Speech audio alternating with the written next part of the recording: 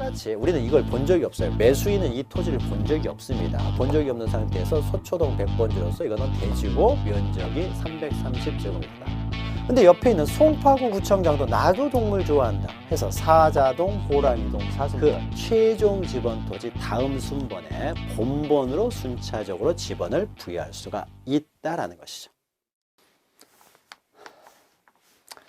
네, 지난 시간까지는 우리가 지적 공부에 등록하는 그 토지의 표시와 관련돼서 이제 지번과 지목에 대해 살펴봤고, 이 시간에는 경계와 면적을 등록하는 방법을 살펴보겠습니다.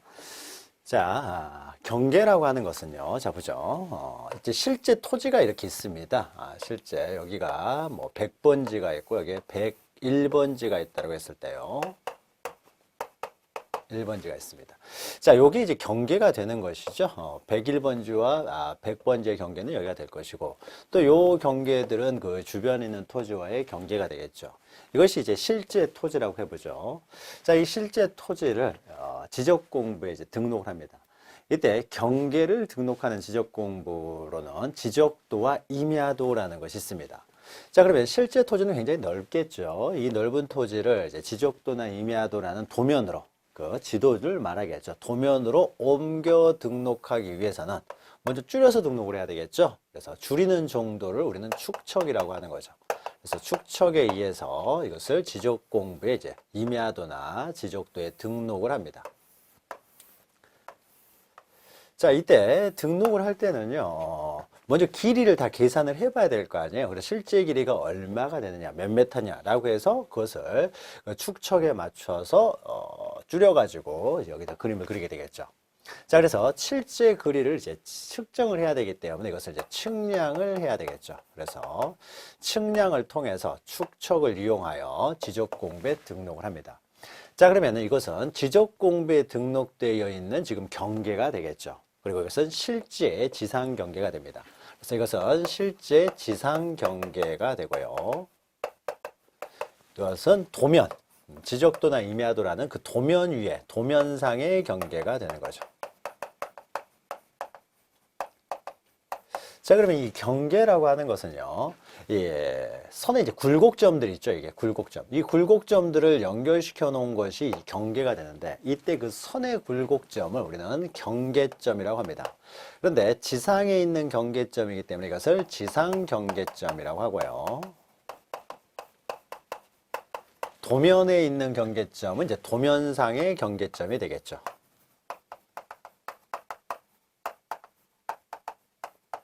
자, 그러면은 우리가 경계나 경계점 했을 때는 실제 지상에 있는 경계나 경계점도 있고 도면 위에 있는 경계나 경계점도 있기 때문에 구별하기 위해서요. 우리가 일반적으로 경계 그랬을 때는 도면상의 경계를 말합니다. 경계점도 마찬가지로 도면상의 경계점을 말해요. 그래서 아무 말도 수식어가 없으면은 이것은 도면상의 경계, 도면상의 경계점이다. 단순히 경계, 경계점 나왔을 때는요.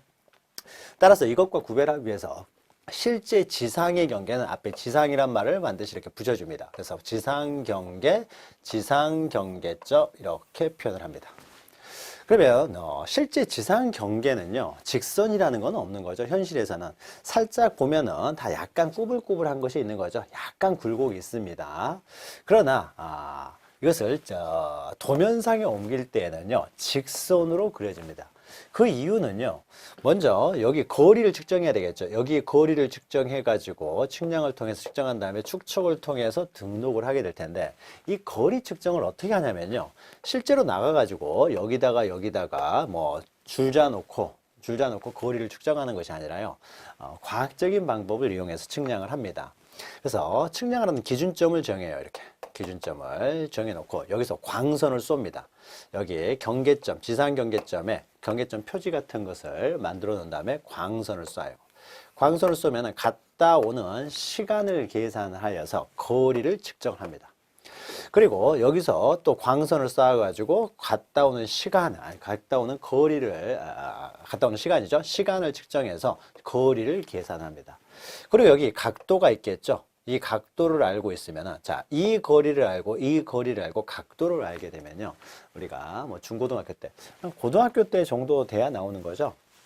삼각함수라는 것이 있죠. 그래서 삼각함수를 이용해서 이 거리를 측정을 합니다.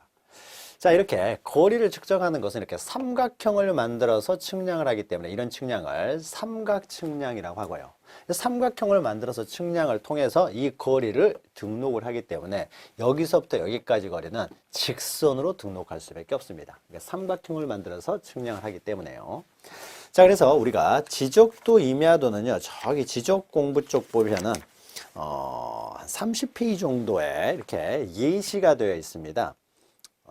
페이지가 아직 이게 정식으로 이렇게 나온 게 아니어가지고 지금 가제본을 가지고 제가 수업을 하고 있기 때문에 페이지는 살짝 나중에 정식 책이 나오면 좀 틀릴 수도 있습니다.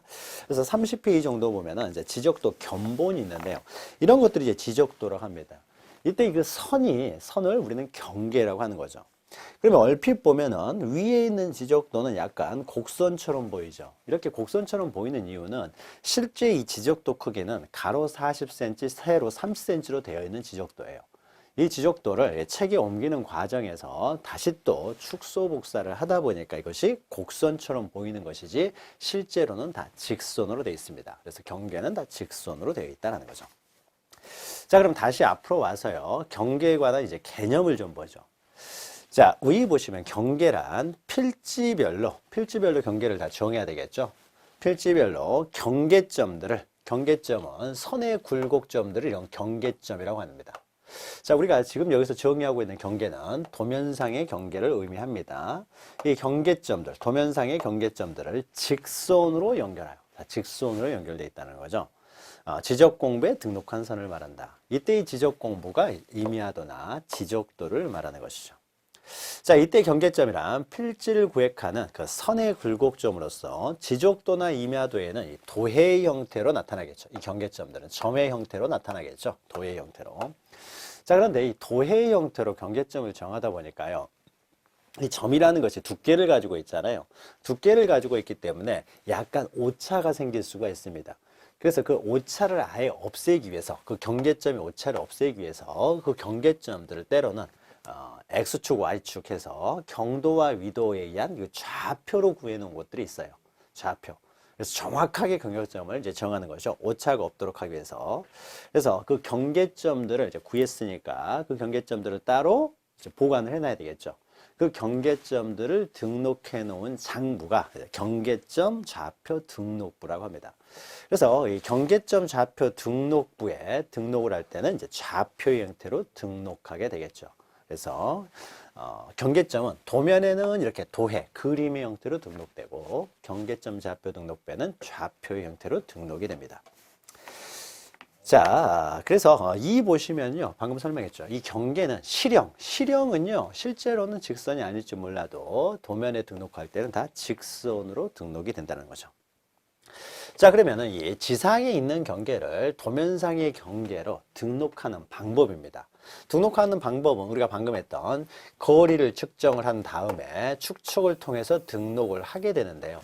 자, 그럼 먼저 이 지상 경계가 먼저 정해져 있어야 되겠죠. 지상 경계. 이 지상 경계를 기준으로 해서 이 지상 경계를 축척이나 측량을 통해서 등록을 하기 때문에 지상 경계를 정하고 그 다음에 이 지상 경계를 등록하는 것이기 때문에 이 지상 경계가 어떻게 정해지느냐, 그 이야기가 나옵니다. 자, 양가로 2번 보시면 지상 경계 위치는요, 보통 100번지 101번지 사이에 담이나 뭐는 철조망, 호수와 토지, 호수와 밭과의 사이다. 그러면은 이제 유지와 전 사이에서는 이게 둑 같은 기겠죠. 그런 것들이 이제 지상 경계가 되겠죠. 이 지상 경계를 기준으로 해서 측량과 축척을 통해서 지적 공부에 등록한다는 거죠. 그래서 밑에 보시면 토지의 지상 경계는 지상 경계를 의미할 때는 항상 이렇게 지상이라는 말을 붙인다는 거죠. 그래서 둑, 담장이나 그 밖에 구획의 목표가 될 만한 구조물이랄지 또는 경계점 표지. 경계점 표지라고 하는 것은 만약 여기에 둑이나 담장, 철조망 이런 게 전혀 없었을 때요. 전혀 없었을 때 이 두 토지의 경계는 어떤 선이 그어져 있는 것은 아니기 때문에 여기에 말뚝 같은 게 박아져 있는 거죠.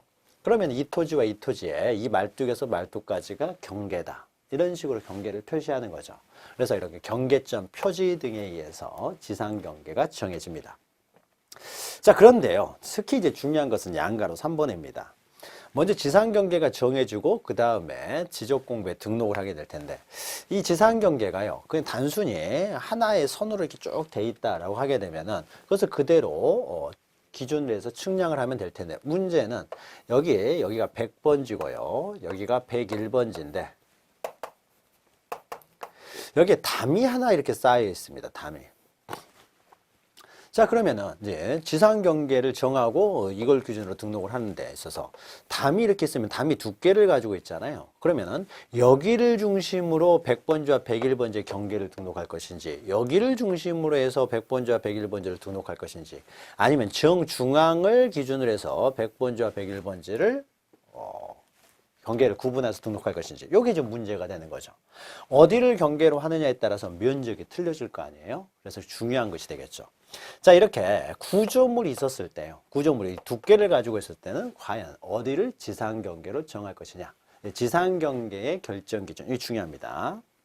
자, 반가를 1번 보시면 지상경계 결정기준은 다음의 구분에 따른다 해서 1번 보시면 연접하는 토지 간에요. 높낮이가 없습니다. 고저가 없어요. 이럴 때는 구조물의 중앙을 경계로 한다. 지상경계로 잡는다는 거죠. 그리고 이 지상경계를 기준으로 등록을 하게 됩니다. 그런데 토지가 항상 이렇게 평평한 건 아니잖아요. 그래서 고조가 있습니다. 고조가 여기가 100번지고 고조가 여기가 101번지예요. 자, 100번지와 101번지 이렇게 있으면은 이 땅이 허물어지지 않도록 축대를 쌓게 되겠죠. 축대가 구조물이 됩니다. 그럼 여기가 100번지고 여기가 이제 101번지가 되는 거죠.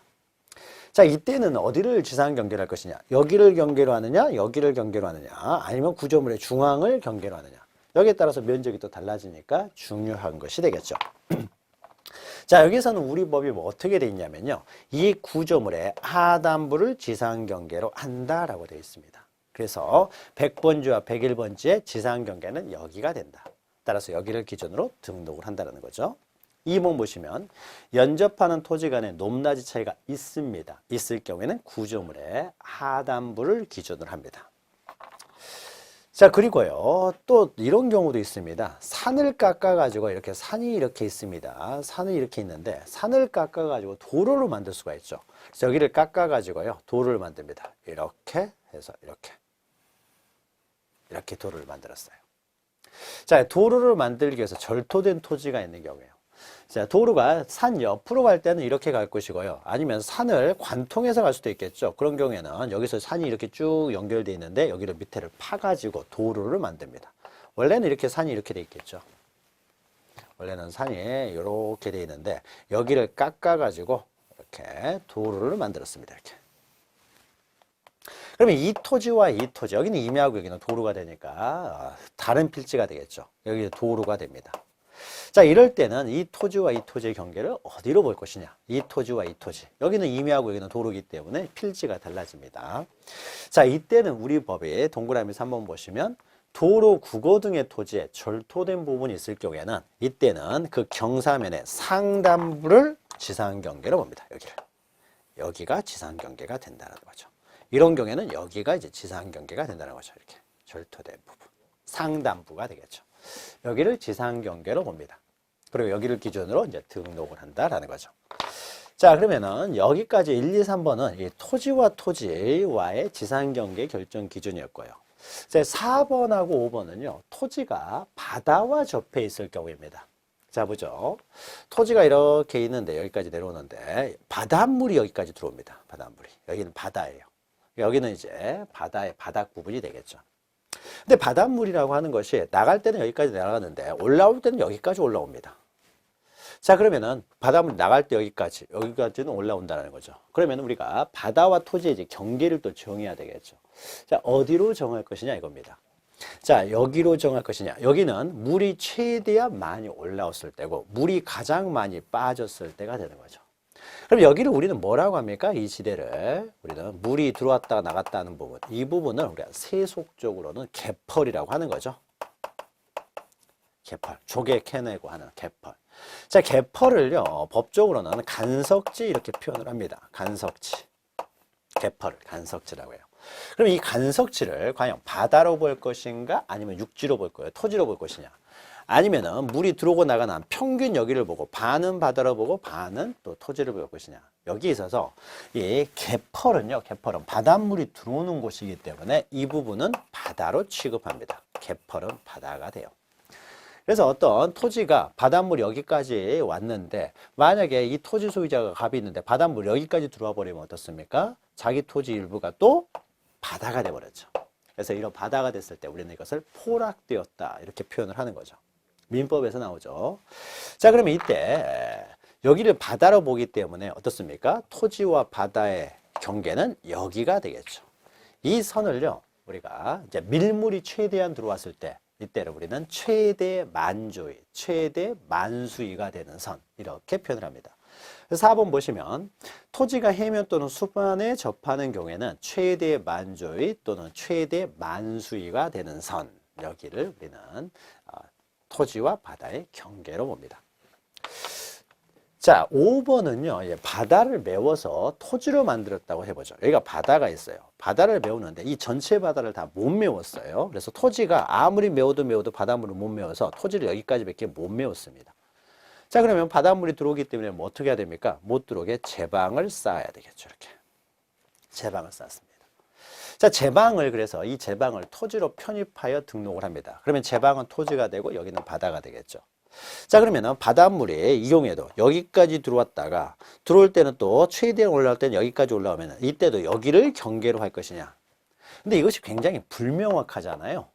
바닷물이 어디까지 들어오고 어디까지 빠지는지 이런 것들이 굉장히 불명확하기 때문에 정확한 어떤 명확한 기준이 될 수가 없어요. 그런데 이렇게 제방을 쌓았을 때는요, 적어도 이 바닷물은 여기를 넘어오지는 못하겠죠. 여기. 만약 여기를 넘어오게 되면 제방을 더 높이 쌓아야 될 거 아니에요? 그래서 바닷물은 여기를 넘어오지는 못한다. 그러면 여기를요, 뭐라고 하냐면요, 여기 부분. 여기 부분을 이 제방의 바깥쪽 어깨 부분이라고 합니다. 여기는 안쪽 어깨, 여기는 안쪽 하단부. 그러면은 토지와 바다의 경계는 이때 바깥쪽 어깨 부분, 요 부분을 경계로 합니다.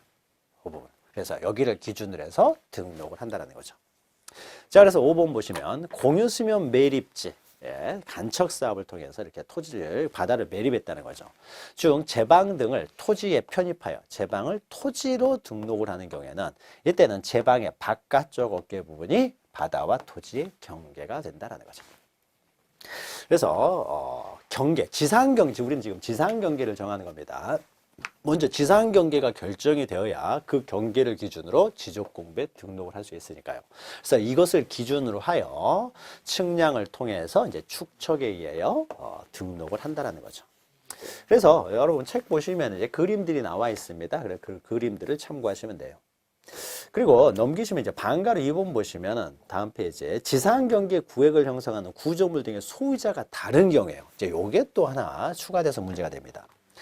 만약에요, 100번지와 101번지 소유자가 동일할 경우는 별 문제가 없지만 만약에 소유자가 다른 경우에요. 구조물의 소유자가. 그러니까 동동으로 소유하는 경우. 자, 만약에 100번지 소유자가 갑이고 101번지 소유자가 을이라고 해보죠. 그래서 이 사람들이 공동으로 돈을 모아서 담을 만든다고 해보죠. 담은 원칙적으로 양자가 공동으로 부담을 합니다. 부담을 해서 담을 쌓으면은요, 이 담은 갑과 을이 공동으로 소유하게 되겠죠. 자기들이 돈 모아서 만든 담이니까요.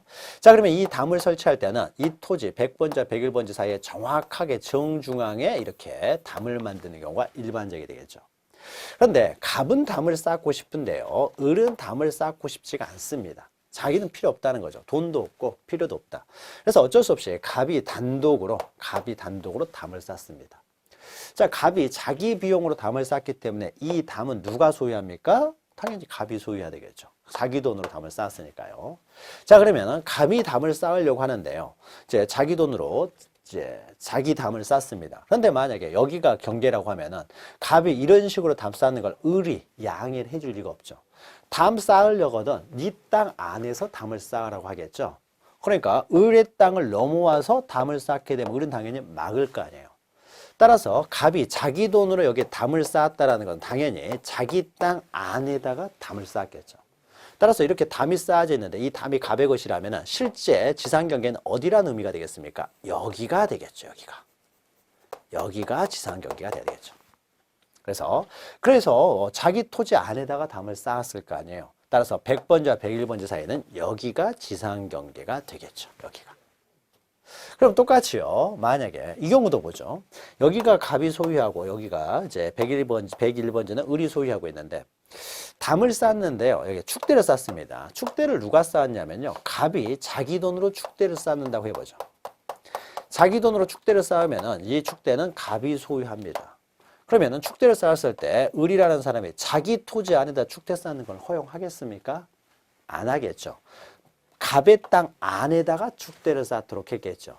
따라서 만약에 100번지와 101번지에 축대가 있는데 이 축대가 갑의 것이다 라고 하게 되면은 실제로 갑과 을 사이 지상경계는 어디였겠습니까? 여기였겠죠. 여기였겠죠. 여기가 경계가 되니까는 갑이 자기 토지 안에다가 축대를 쌓았겠죠. 자, 그래서 여기 이야기입니다. 자, 만약에 이 소유자가 서로 다릅니다. 즉 구조물의 소유자가 다르다는 거죠. 갑이 구조물을 소유하고 이 구조물도 만약에 갑이 소유한다라고 하였을 경우에는 갑이 소유한다라고 했을 때는 이런 경우에는 그 소유권에 따라서 갑이 소유하니까 경계는 여기가 된다는 거죠. 소유권에 따라서 경계를 결정하게 된다는 거죠. 이게 지상 경계가 되겠죠. 그래서 이 지상 경계를 기준으로 등록을 한다는 거죠. 그래서 구조물의 등의 소유자가 다른 경우에는 1부터 3까지는 소유권에 따라 지상 경계를 정한다는 겁니다. 자, 1부터 3은 바로 요 1, 2, 3번을 말하는 거고요. 토지와 토지와의 경계를 말하는 것이고, 이렇게 토지와 바다와의 경계에 있어서는 바다는 개인이 소유할 수 있는 것이 아니기 때문에요. 이런 소유권에 따라 정한다. 이런 개념이 생길 수가 없겠죠. 그래서 요 경우에는 소유자가 다르면 소유권에 따라서 정한다라는 겁니다. 자, 그러면 경계를 등록하는 방법을 보았습니다. 경계는 정리하면 어떻게 됩니까? 먼저 지상경계를 먼저 정해야 된다는 거죠. 지상경계를 정한 다음에 그 지상경계를 기준으로 해서 축척과 측량에 의하여, 측량, 축척에 의하여 등록한다라는 거죠. 물론 경계와 관련돼서 뭐 다른 이야기들도 있지만 우리 기본 강의 시간에는 경계를 등록하는 가장 일반적인 내용, 요것만 잘 기억하셔도 됩니다. 자, 그 다음 이제 면적이 있는데요, 면적. 자, 그래서 만약에요, 이 두 토지를 갑이 소유한다라고 해보죠. 갑이 소유하는 과정에서 이것을 두 토지로, 원래 이게 100번지였어요. 100번지를 두 토지로 분할을 합니다. 원래 전체가 100번지였는데 100번지가 두 토지로 두 개로 나눈다는 거죠. 그러면 하나는 100번지가 될 것이고 하나는 100의 1번지 이렇게 부여하게 되겠죠. 그래서 토지를 둘로 구분을 하였습니다. 자, 그래서 원래 이 100번지가 몇 제곱미터냐면요. 전체, 이 100번지였을 때는 전체 면적이 100평 정도 됐어요. 100평이면은 330제곱미터가 되겠죠. 전체가 100평이었다. 330제곱미터였는데 둘로 구분 나눴습니다. 나눴으니까 이제 100번지가 어떻습니까? 원래 330이었지만 이 작아졌죠. 분할했으니까 작아졌죠. 자, 그러면은 등록을 할 때 이 100번지를 이제 330에서 지금 현재 면적으로 변경을 해야 되겠죠. 변경을 하기 위해서는 100번지 토지의 면적을 구해야 되겠죠. 그래서 그 변경된 내용의 면적을 등록을 해야 되는데, 자, 이 100번지 토지의 면적을 어떻게 구하느냐라는 겁니다. 최초에 면적을 구할 때, 최초에 330제곱미터를 구할 때도 과연 어떻게 구했겠습니까? 자, 100번지 토지를요, 위에서 내려봤을 때 이렇게 보였다고 하고요. 옆에서 바라보면은 토지라는 것이 약간 높낮이가 이렇게 굴곡이 있죠. 이렇게 생겼어요. 이렇게. 이 토지가 이렇게 생겼다고 보죠. 그래서 지표면이 이렇게 생겼어요. 이렇게 생길 수가 있겠죠.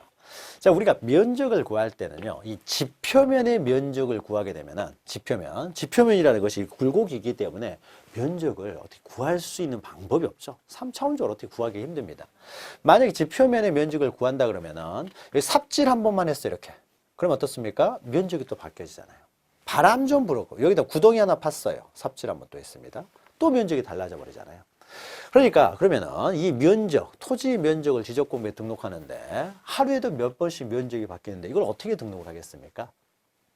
그래서 지표면을 따라서 면적을 구할 수가 없어요. 그래서 우리가 면적을 우리가 구한다. 그냥 면적이 어떻게 되느냐라고 했을 때는 지표면의 넓이를 말하는 것이 아니라 이 수평면 있죠. 수평면. 이걸 말합니다. 요 면적을 우리는 면적이라고 해요. 이 면적은 삽질 몇 번 했다고 바뀌는 게 아니잖아요. 그래서 우리가 면적을 등록할 때는 여기를 말합니다. 자, 그러면 이 면적을 과연 어떻게 구할까요? 이 면적을. 자, 우리나라, 서울에 여의도가 있습니다. 이렇게 여의도가 있다라고 했을 때요. 여의도의 면적이 몇 배가 된다. 여의도의 면적은 어느 정도 되느냐. 자, 여의도의 면적을 어떻게 구했을까요? 이 면적을. 여의도의 면적을. 직접 나가가지고 수평면에 어떤 이렇게 줄 짜가지고 이런 식으로 면적을 구할 수가 없죠. 그러면 오차가 너무 많이 생기잖아요. 그래서 면적을 어떻게 구하냐면요. 자, 실제 이게 여의도라고 해보죠. 이게 여의도를요. 측량을 통해 가지고 어떻습니까? 도면상으로 옮겼죠. 그러면 이 도면이 어떻습니까? 평면도죠. 평면도. 납작하게 평면으로 돼 있잖아요. 그렇죠. 그러니까 요 평면을 어떻습니까? 요 평면을 도면으로 옮겼잖아요. 2차원적으로 지금 지도를 만들었으니까요. 자, 그러면은 이 면적을 구할 때요. 실제로 실제 길이를 축척을 통해서 줄여가지고 길이를 만들어가지고 평면도를 만들었기 때문에 요 면적을 구하려면은요. 이 면적을 구해가지고 거꾸로 축척을 곱해주면 되겠죠. 그렇죠? 이거 줄여놨잖아요. 줄여놓은 곳이니까 이 면적, 도면 위에서 면적을 구한 다음에 거꾸로 축척을, 그러니까 1000분의 1로 줄였으면은 1000을 곱해줘 버리면 되겠죠. 그러면 전체 면적이 나오게 되겠죠. 자, 면적은 이런 식으로 구합니다. 그래서 직접 나가가지고요. 줄 짜가지고 구하는 게 아닙니다. 줄 짜가지고 현장에 나가는 거 아니에요. 경계를 정할 때는 직접 현장에 나가가지고 지적 기준점 찍어가지고요. 측량을 통해가지고 도면으로 옮깁니다. 이 도면으로 옮긴 다음에 면적을 구할 때는요. 이 도면 위에서 면적을 측정을 해요. 이 도면의 면적을 측정을 합니다. 그래서 거꾸로 축척을 곱해준다는 거죠. 그래서 면적 측정은 직접 나가서 하는 것이 아니라 책상 위에서 측정을 하게 됩니다. 책상 위에서. 자, 그러면 책상 위에서 면적을 측정을 할 때요. 자, 이것을 몇 센치, 이게 몇 센치냐 구한 다음에 그럼 축척을 1000분의 1로 줄였으면은 여기다 곱해주면 되겠죠. 3cm가 나오면은 1000분의 1로 줄였으면은 30m를 곱해주고 3cm면은 어떻습니까? 3cm면 이제 30m가 되겠죠. 그리고 여기가 5cm가 나오면 50m가 되겠죠. 축척이요. 1대 1000으로 줄였다는 건 이런 의미가 되겠죠. 여기에 1000을 어떻게 됩니까? 이렇게 하는 게 낫겠네요. 실제 1000cm를 이것을 1cm로 줄였다는 거죠. 1cm로. 1000대 1 그러면은 도면 위에서 1cm라는 것은 실제로는 1000cm다. 1000cm는 10m를 말하는 거죠. 10m. 그래서 도면에서 1cm는 실제로는 10m다. 여기서 3cm가 나왔으면 어떻습니까? 여기는 실제로는 30m가 될 것이고 여기는 5cm가 나왔으면 실제로는 50m가 되겠죠. 그래서 3, 5, 15 곱해주면 1500제곱미터가 나오게 되겠죠. 이런 식으로 구합니다. 그런데 이렇게 사각형으로 돼 있으면은요, 면적을 구하기가 그냥 이렇게 계산해가지고 곱해주면 될 텐데, 문제는 이런 경우가 생길 수 있죠. 이렇게 생겼다든지요. 또는 별 모양으로 생겼어요, 이렇게. 별 모양으로. 이렇게 만약에 토지가 돼 있다. 이걸 어떻게 곱합니까? 계산이 너무 힘들죠? 계산이. 어떻게 곱하기가 힘들잖아요? 자, 그러면 이런 면적을 어떻게 구할 것이냐 해서, 이거 면적을 구하는 이제 기계가 있습니다. 기계가. 그래서요, 여러분 책 보시면은 면적 측정 방법 해서 거기 보시면은 기계 그림이 있죠. 밑에 바닥 부분은요, 이게 그 도면이에요. 도면, 지적도 도면. 그 도면 위에서 그 측정기라는 기계가 있죠. 이 기계를 위에 올려놓고요, 선을 따라 움직입니다. 이렇게.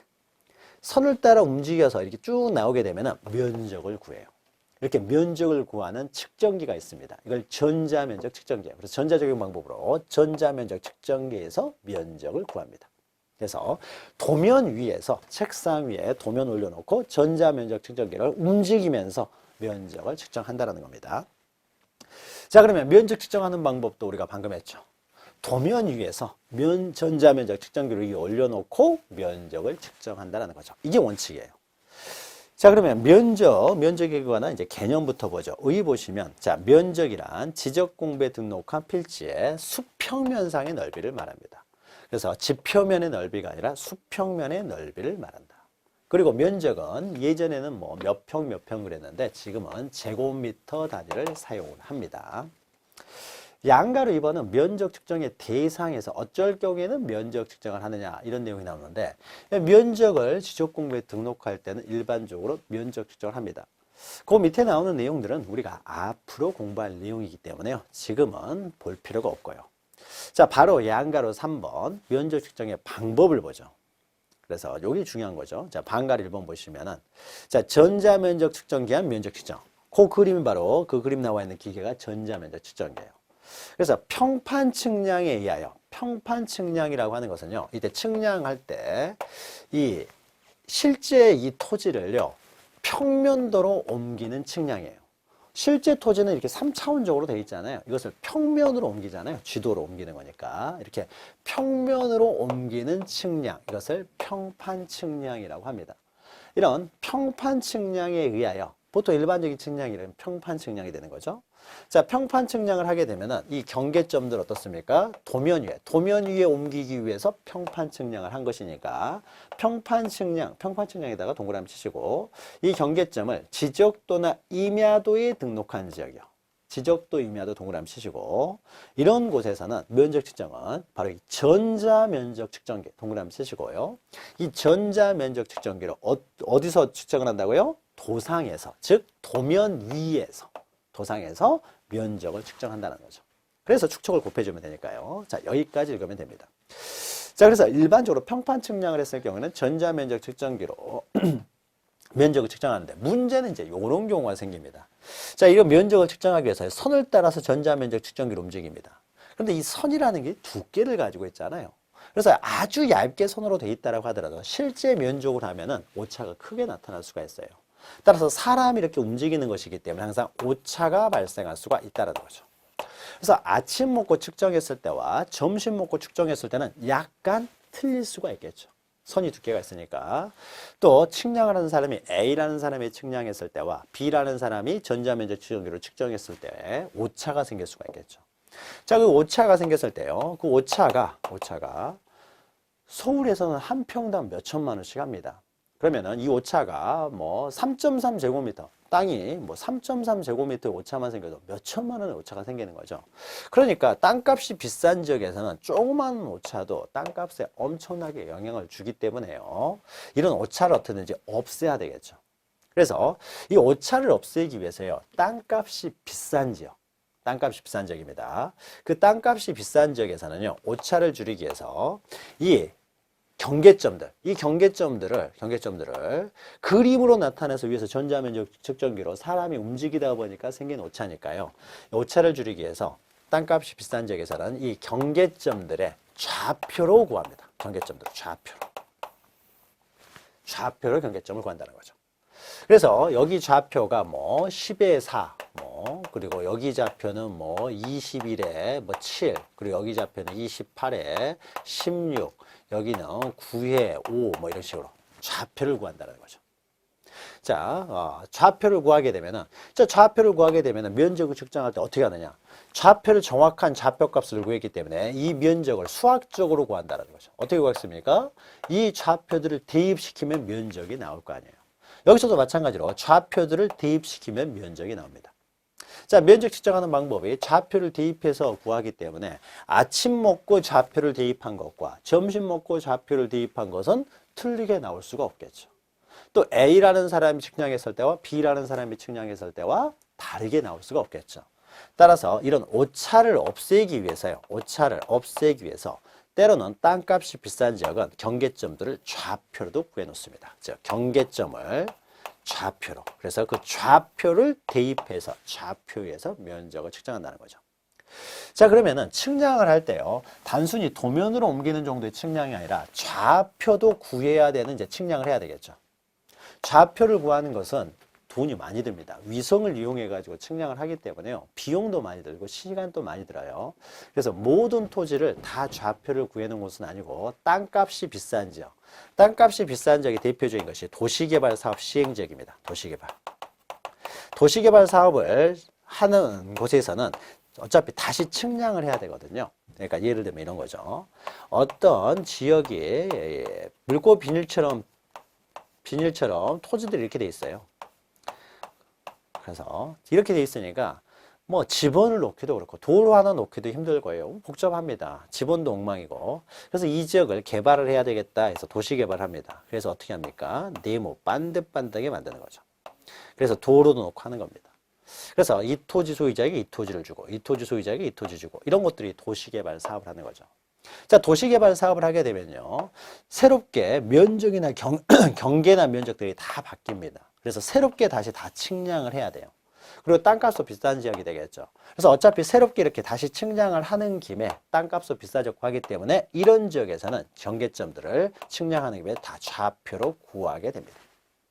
자, 그러면은 우리가 일반적인 도면으로 옮기는 측량을 평판 측량이라고 했을 때요. 이렇게 좌표를 구하기 위해서는 또 독특한 측량 방법이 필요합니다.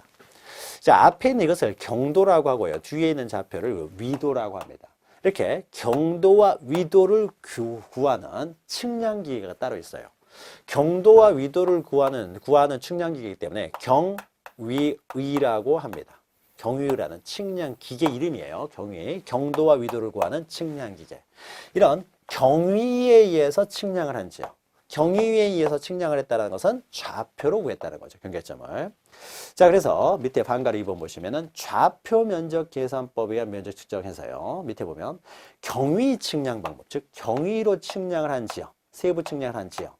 자, 경위로 측량한 지역에서는 좌표를 구했기 때문에 이 좌표들을 잊어버리면 안 되니까 이 좌표들을 등록을 해 놓습니다. 그러면 그 등록해 놓은 장부가 경계점 좌표 등록부가 되겠죠. 그래서 이 경계점 좌표 등록부에 좌표로 등록된 지역의 필지의 면적은 전자면적 측정기로 측정하지 말고 오차가 생기니까 그러면은 또 좌표, 전자면적 측정기로 측정해서 생기는 오차를 줄이기 위해서 따로 좌표 값을 구해놨으니까 이때는 전자면적 측정기로 측량하는 것이 아니라 경계점 좌표에 의해서 측량을 하라는 겁니다. 경계점 좌표. 그래서 이런 지역에서는 경계점 좌표에 의해서 측량을 한다는 거죠. 그리고 또 우리가 기억해야 될 것이 양가로 5번 보시면은 이제 면적의 결정 및 측량 계산의 끝수 처리. 이제 요게 나오는데요. 자, 보죠. 자, 면적 측정을요. 전자면적 측정기로 했던 아니면 좌표 계산법에 계산을 했던지 간에 측량한 내용이요. 245.4517 제곱미터 이렇게 나왔습니다. 정확하게. 정확한 면적은 이렇게 나왔어요. 그럼 이 내용을 다 등록하느냐?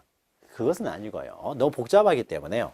그래서 우리가 반올림을 합니다. 반올림을 해가지고 원칙적으로 면적 측정을 했을 때는요. 1의 자리까지만 등록을 하고 뒤에 있는 것들은 다 등록하지 않습니다. 자, 그러면 1의 자리까지 등록을 한다라고 했으면요. 뒤에 이렇게 0.4517 있는데 이걸 어떻게 이렇게 해야 되겠죠. 만약에 245.9999다. 이런 데도 다 버릴 수는 없는 거죠. 그래서 우리가 일반적으로 수학 시간에는 반올림 비슷한 걸 하게 됩니다. 그래서 반올림을 해가지고 올릴 것은 올리고요. 버릴 건 버립니다. 그래서 1의 자리로 이제 등록을 해요. 그래서 계산 면적이 이렇게 나왔다고 해서 계산 면적을 다 등록하는 것은 아니고 반올림 같은 방법을 통해 가지고 1의 자리까지만 등록을 합니다. 자, 그래서요. 그 표가 하나 있죠. 표를 보면 설명을 드릴게요. 다음 페이지 보시면은 자, 축척이요. 축척은 줄이는 지도를 만드는 방법은 축척의 종류는 다양합니다. 다양하는데요. 여러 가지 축척이 있는데 우리는 이거 하나 기억하시면 돼요. 축척의 종류를 이제 한다면은요. 이런 종류가 있습니다. 축척의 종류가 제가 일제 때 처음으로 지적도를 만들었을 때는 1200분의 1로 축척을 만들었다고 했어요. 지적도는. 그런데 도시는 1200분의 1로 했지만은 임야 같은 경우에 산 같은 경우는 이렇게 자세할 필요 없으니까 이것은 6000분의 1로 했다는 거죠. 6000분의 1. 그래서 두 개의 축척이 있었는데 도시가 발달되다 보니까 이것을 좀 확대할 필요가 있습니다. 너무 복잡해지니까. 그래서 1200분의 1을요. 2배로 확대한 또 축척이 나옵니다. 자, 2배로 확대했으니까 이것은 600분의 1 축척이 되겠죠. 2배로 확대를 했습니다. 그리고 도시, 사람이 살고 있는 지역이라고 하더라도 농촌 지역 같은 경우는 1200분의 1이 아니라 좀 더 작게 해도 되기 때문에 2배를 더 작게 이제 만들었어요. 자, 이거보다 2배 작게 했기 때문에 2400분의 1 축척이 있었던 거죠. 또 이런 축척이 있고요. 또 임야는 원래 6000분의 1이었는데 어떤 임야는 좀 자세히 할 필요가 있겠다. 그러면 2배를 자세하게 해서 3000분의 1 축척자리도 있었어요. 그래서 5개의 축척이 원래 있었습니다. 5개. 그래서 지적도에서는요, 농촌 같은 경우도 뭐 자세히 할 필요 없으면은 3000분의 1, 6000분의 1도 썼어요. 그래서 임야도는 3000분의 1, 6000분의 1을 사용하면서 지적도는요, 모두 사용했습니다. 모두. 그래서 좀 사람이 절 살고 땅값이 싼 부분에서는 점점 더 축소시켰겠죠. 그리고 도시로 올라갈수록 이제 점점 확대를 시켰겠죠. 그런데 일제 때 만든 것이 600분의 1, 1200분의 1, 뭐 2400분의 1 이렇게 돼 있으니까 나중에 면적 계산할 때 좀 복잡합니다. 복잡하기 때문에요. 하필 이렇게 만들었을까? 그냥 500분의 1, 1000분의 1 했으면 훨씬 편하잖아요. 그래서 이렇게 다시요, 이 도시개발 사업을 했던 곳, 이런 곳에서는 어차피 다시 축척을 해야 됩니다. 그러니까 측량을 해야 돼요. 면적 경계가 다 바뀌었기 때문에. 그래서 다시 측량하는 김에요, 600분의 1이라든지 뭐 1200분의 1 이런 것들을요, 아예 보기 좋게 500분의 1 축량으로 합니다. 500분의 1. 이러면 계산하기가 편하잖아요. 그리고 농촌 같은 경우가 만약에 1200분의 1로 돼 있으면 이것도 이제 복잡한데, 시골 같은 경우에 예전에는 농촌도 이렇게 해요. 밭들이 이렇게 생겼습니다. 복잡하게 생겼으니까 이렇게 좀 이렇게 도랑 하나 파기도 힘들다는 거죠. 그래서 밭들도 이렇게 경지 정리 사업을 합니다. 바둑판처럼 만든다는 거죠. 그래서 바둑판처럼 만들었으니까 다시 또 측량을 해야 될 것이고요. 측량하는 김에 축척까지도 이것도 1000분의 1로 만듭니다. 1000분의 1. 그래서 총 측량의 축척의 수가요, 총 7가지가 있어요. 자, 그러면 이 7가지 중에서요, 자, 500분의 1은 어느 지역이냐면 방금 설명했죠. 이렇게 도시개발 사업을 시행한 지역이요, 여기를 주로 이제 500분의 1로 합니다. 도시개발 사업 시행 지역. 개발 사업했던 곳은 500분의 1 축척으로 만들어집니다. 자, 그러면 이 중에서요, 축척 지역 중에서 땅값이 가장 비싼 곳은 어디겠습니까? 도시개발 사업을 했던 곳, 여기 땅값이 비싼 지역이 되겠죠. 그 다음에 도시개발은 안 했지만은 제일 비싼 곳은 이제 600분의 1 지역이 되겠죠. 그만큼 확대되어 있다는 것은 땅값이 비싼 지역을 말하는 거죠. 그러니까 여기는 이제 구도심 이런 게 되겠죠. 그래서 600분의 1, 500분의 1 여기가 가장 땅값이 비싼 지역이 됩니다. 비싼 지역이. 그래서 여기를요, 대축척이라고, 축척이 굉장히 크죠. 대축척 지역이라고 하고, 나머지 이런 쪽 여기를 우리는 소축척이라고 해요. 소축척. 자, 그러면 우리가 앞에서요, 축척을 면적 계산에서 나왔을 때는 1의 자리까지만 등록하고 나머지는 다 반올림을 한다라고 했는데, 소축척 지역 같은 경우에는요, 땅값이 비싼 지역은 아니기 때문에 계산할 때 1제곱미터까지만 등록을 해도 돼요. 그래서 소수점에는 다 이렇게 정리를 해버립니다. 그런데 대축척 지역에서는 1제곱미터도 비싸지만 0.2제곱미터, 0.7제곱미터도 굉장히 비쌉니다. 여기는 땅값이 굉장히 비싼 지역이니까. 따라서 대축척 지역에서는요, 0.1제곱미터까지 등록을 해요. 소수점 첫째 자리까지 등록을 한다는 거죠. 그래서 땅값이 비싼 지역이니까, 지역이니까 더 자세히 등록을 합니다. 자, 그러면 이제 우리가 면적 계산하는 법을 좀 보죠. 표 보시면요, 맨 위에서 왼쪽은요, 1000분의 1부터 6000분의 1입니다. 그러니까 어떤 지역입니까? 소축척 지역이고요. 오른쪽은 500분의 1 지역, 600분의 1 지역이죠. 500분의 1 지역은 특히 경계점 좌표 등록부에 등록된 지역을 말하는 것이고요. 그래서 계산하는 법이 좀 틀립니다. 여기는 0.1제곱미터까지 등록하고 여기는 1제곱미터까지 등록을 한다는 것이죠. 자, 그러면은 보죠. 자, 왼쪽에는 1000분의 1, 6000분의 1 지역에서 계산 면적이 얼마가 나왔냐면요, 543.6 이렇게 나왔어요. 543.6. 이제 지적법에서의 산수를 합니다. 543.6 나왔으면은 여기는 1의 자리까지만 등록하기 때문에 여기서 끊습니다. 여기까지만 등록을 한다. 자, 그러면 이때는 6이니까 어떻습니까? 우리가 일반적인 반올림을 하게 되면 0.5를 초과하고 있죠. 그러니까 4452 해가지고 여기서는 올려야 되겠죠. 그래서 544 이렇게 등록을 합니다. 자, 그런데 우리가 4452 했을 때 똑같은 겁니다. 543.4 이렇게 나오면 어떻게 됩니까?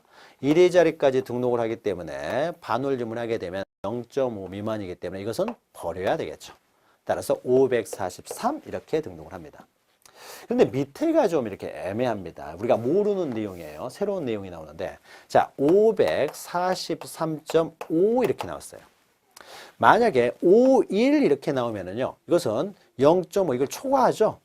0.5를 초과하기 때문에 당연히 이건 올려야 됩니다. 이건 올려야 돼요. 근데 5로 딱 떨어졌어요. 자, 5로 일반적으로 딱 떨어지면 어떻습니까? 우리가 일반적으로 4452 하기 때문에 이것은 올려야 되는 거죠. 자, 올려야 된다라고 하면은 544 이렇게 돼야 되겠죠.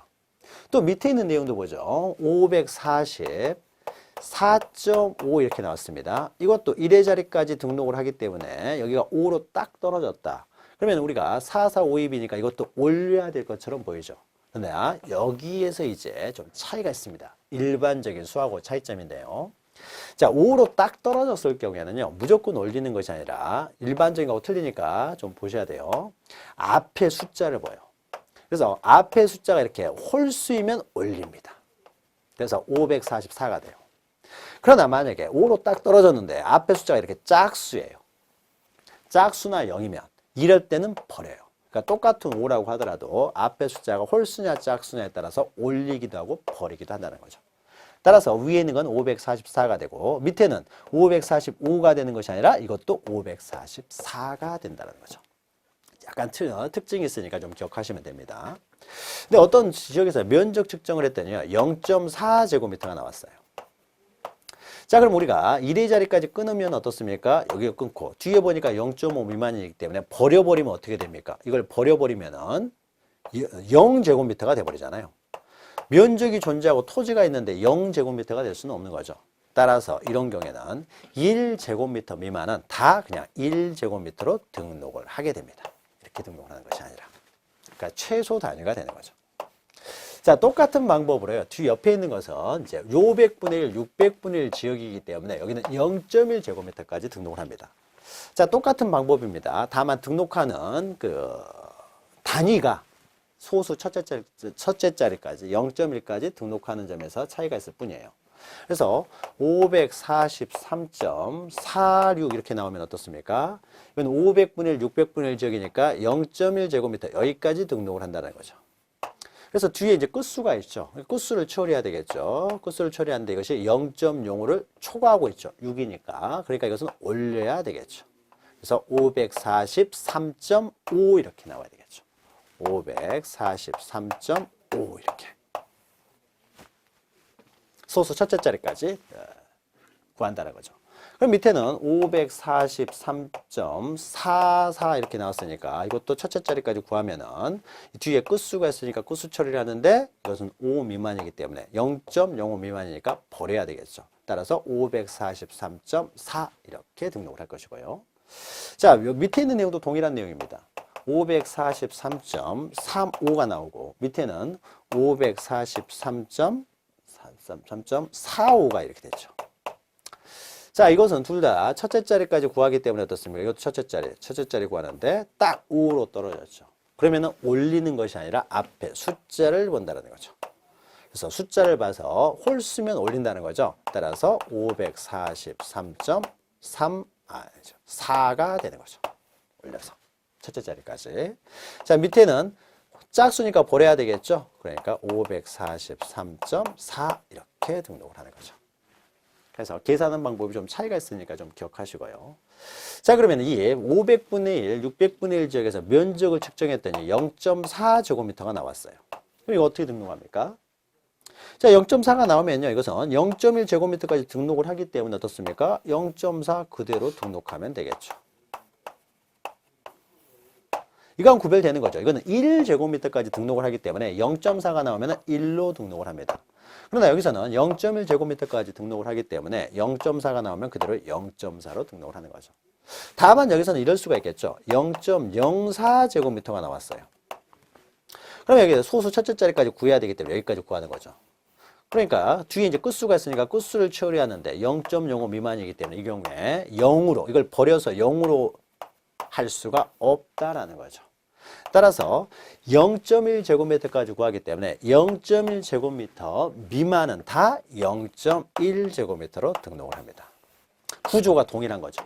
다만 이것은 1제곱미터까지 등록하는 지역이고 여기는 0.1제곱미터까지 등록하는 지역이기 때문에 좀 차이가 있는 것이죠. 자, 방금 제가 설명했던 계산하는 방법이요. 밑에 있는 표에 나옵니다. 그래서 여기서는 뭐 다른 건 알 필요가 없고요. 축척과 등록 단위에 있어서 그 세 번째 칸, 네 번째 칸 보시면은 500분의 1, 600분의 1 지역에서는 0.1제곱미터까지. 그리고 그 이하는 다 1제곱미터로 등록을 한다. 그리고 비고는 알 필요 없고요. 오른쪽에 면적 결정 방법이요. 그리고 방금 설명했던 것이 앞 페이지 보시면 면적 결정 방법에 이제 한글로 우리 글로 써여 있습니다. 그래서 두 개를 참고해서요. 이걸 잘 좀 이해하시기 바랍니다. 자, 한 번 보고 이해가 안 됐다라고 하더라도요. 여러분 한 번만 다시 생각하고 또 우리가 기본 강의 시간에 다시 또 할 테니까 다시 또 보면은 또 그때는 이해가 되실 겁니다. 자, 이렇게 해서요. 우리가 토지의 표시 중에서 지번, 지목, 경계, 면적을 지적 공부에 등록하는 방법을 살펴보았습니다. 자, 그러면 잠시 후에 또 다음 내용 이어가도록 하겠습니다. 잠시 후에 뵙겠습니다.